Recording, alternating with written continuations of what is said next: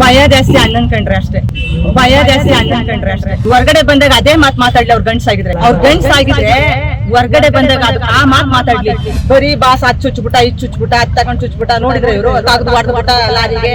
ಅಲ್ಲೋ ನಾನು ಅವ್ರ ವಿಜಯಲಕ್ಷ್ಮಿ ಅವ್ರ ಅಪಾರ್ಟ್ಮೆಂಟ್ ಅಲ್ಲಿ ಇದ್ದೀನಿ ನಾನು. ಅವ್ರ ದಿನ ನೋಡಿನ ಕರ್ಮಕಾಂಡ ಏನ್ ನೋಡೋಣ ಕರ್ಮಕಾಂಡ. ಇವ್ರ ಮನೆ ಇವ್ರ ಮಕ್ಳು ಎಲ್ಲ ಮನೆ ದೋಸೆ ತೂತು ಅಂದ್ರೆ ಅವ್ರ ಮನೆ ದೋಸೆ ಕಲ್ಲೇ ತೂತಿರ್ತದೆ. ಎಲ್ಲ ಮನೆ ದೋಸೆ ತೂತ ಇದ್ರೆ ಕಲ್ಲಿರ್ತದಲ್ಲ ಸರ್, ಅದೇ ತೂತ ಆಗಿರ್ತದೆ. ಮಾತಾಡ್ತಾರಲ್ಲ ಅವರು ಯಾಕೆ ಮೀಟರ್ ಇದ್ದಿಲ್ಲ ಕೇಳ್ಬೇಕು. ಅದನ್ನ ಇಟ್ಕೊಂಡು ನಂಗೆ ಇದು ಮಾಡಿದ್ರ ಅಂದು ಅವಾಗ ಹೇಳ್ಬೇಕಾಗಿತ್ತಲ್ಲ ಸರ್. ಇವಾಗ ಎದಕ್ಕೆ ಹೇಳ್ತಿದಾರ ಅಂತ ಯಾಕೆ ಅವಾಗ ಮೀಟರ್ ಇದ್ದಿಲ್ವಾ? ಒಂದೇ ಲೈನು, ನಾಯಿ ಬೊಗಳ್ತದೆ ಆನೆಗೆ ನಾಗದಿಲ್ಲ, ಆನೆ ನಡೆದಿದ್ದೆ ದಾರಿ. ಸುಮ್ನೆ ಕೆಟ್ಟಾಗಿ ನಾನು ಮಾತಾಡ್ತೀನಿ ಅನ್ಬಿಟ್ಟು ಹೇಗೆ ಮಾತಾಡಿ ಜನಗಳಿಗೆಲ್ಲ ದರ್ಶನದ ಮೇಲೆ ಕೆಟ್ಟ ಇದು ಬರಕ್ ಮಾಡ್ತಾ ಇದಾರೆ ಅವರು. ಸರ್ 1-2 ಸಹಾಯ ಮಾಡಿಲ್ಲ ಅಣ್ಣವರು. ನನ್ಗೂ ಕೂಡ ಮಾಡ್ಬಿಟ್ಟು ಹೆಲ್ಪ್ ಯಾರಿಗೂ ಕೂಡ ಗೊತ್ತಾಗ್ಬಾರ್ದು. ಹಿಂಗೆ ಅವ್ರಿಗೆ ಯಾರೇ ಸಹಾಯ ಮಾಡಿದ್ರು ಕೂಡ ಯಾರ ಹತ್ರ ಹೇಳ್ಬೇಡಿ, ತೋರಿಸ್ಕೊಳೋದು ಇರ್ಲಿಲ್ಲ ಅವ್ರಿಗೆ, ಆಯ್ತಾ? ಸೊ ಹಂಗಾಗಿ ಅವರು ಕೋಟ್ಯಾಂತರ ಜನಕ್ಕೆ ಹೆಲ್ಪ್ ಮಾಡಿದ್ದಾರೆ. ಹ್ಯಾಂಡಿಕ್ಯಾಪ್ಗಳಿಗೆ ಕಣ್ಣು ಆಪರೇಷನ್ ಮಾಡಿಸ್ಕೊಟ್ಟಿದ್ದಾರೆ, ಕಿಡ್ನಿ ಆಪರೇಷನ್ ಮಾಡಿದ್ರು. ಫಾರ್ ಎಕ್ಸಾಂಪಲ್ ನನ್ಗೆ ಇವಾಗ ಮನೆ ಇರ್ಲಿಲ್ಲ, ಮನೆ ಮಾಡಿಸ್ಕೊಟ್ಟಿದ್ದಾರೆ, ಅಂದ್ರೆ ಅಡ್ವಾನ್ಸ್ ಕೊಟ್ಟಿದ್ದಾರೆ. ಪ್ಲಸ್ ಅಂಗಡಿ ಇದೆ ಇವಾಗ. ನಮ್ಮ ಅಮ್ಮನಿಗೆ ಗರ್ಭಕೋಶ ಆಪರೇಷನ್ ಮಾಡಿಸ್ಕೊಟ್ಟಿದ್ದಾರೆ, ಆಯ್ತಾ? ಅದಲ್ದೇನೆ ಇನ್ನ ಸುಮಾರು ಜನ ಅಭಿಮಾನಿಗಳಿಗೆ ಮಾಡಿದ್ದಾರೆ ಹೆಲ್ಪ್. ಅದ್ಯಾವುದು ಹೊರಗಡೆ ಬರ್ತಾ ಇಲ್ಲ, ನ್ಯೂಸ್ನವ್ರು ಯಾವ್ದು ಕೂಡ ಹೇಳ್ತಾ ಇಲ್ಲ. ಅವರು ಬರೀ ಬಾಸ್ ಅದ್ ಚುಚ್ಬಿಟ್ಟ ಇದ್ ಚುಚ್ಬಿಟ್ಟ ಅದ್ ತಗೊಂಡ್ ಚುಚ್ಬಿಟ್ಟ ನೋಡಿದ್ರೆ ಇವರು ತಗದು ಹೊಡೆದ್ಬಿಟ್ಟ ಲಾರಿಗೆ.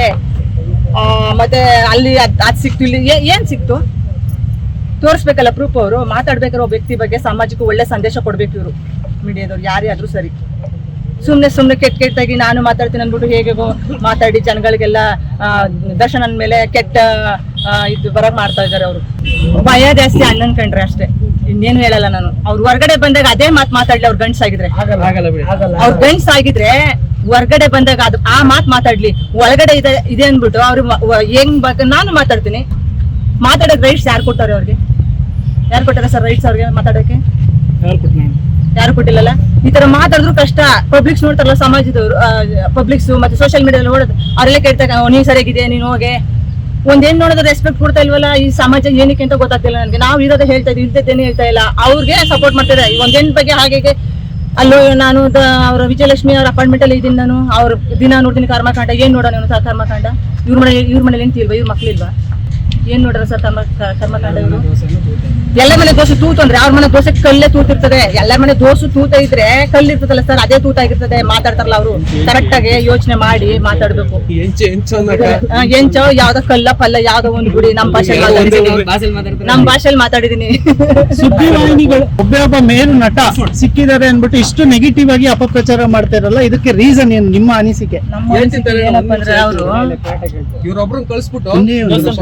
ದೊಡ್ಡ ಸೆಲೆಬ್ರಿಟಿ ಅನ್ನೋದು ಗೊತ್ತು, ಆಯ್ತೆ? ಅವ್ರನ್ನ ತುಳಿಬೇಕು ಅಂತ ಬೇಜಾನ್ ಜನ ಕಾಣದ ಕೈಗಳು ಆಡ್ತಾ ಇದಾವೆ.